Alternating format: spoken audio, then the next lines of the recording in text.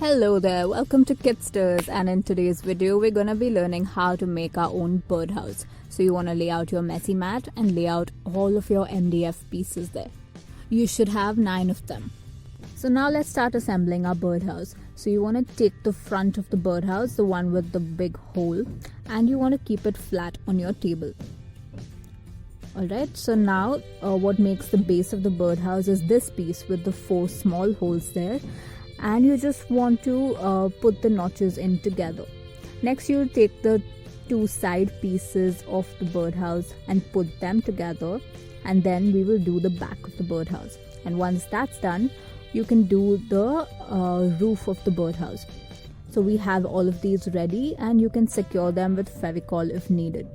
We also have this round piece. You can fix that with Fevicol. And then we have the little perch for the bird, and you just want to put it into those notches. So your birdhouse is more or less assembled now, and now we get to painting. So I'm just pouring out some paint here, and I'm gonna be spreading out the color with the sponge dabbers.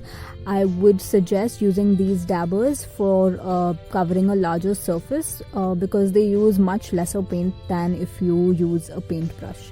So you can use the paintbrush to fill in smaller details, but the sponge dabber really helps in filling up the bigger spaces.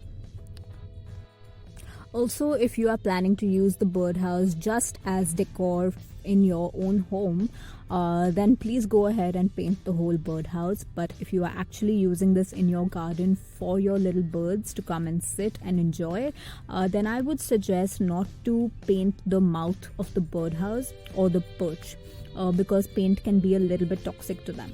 So I hope you enjoyed this video, and if you have any questions, do reach out to us at kitsters.in. See you in the next one. Bye bye.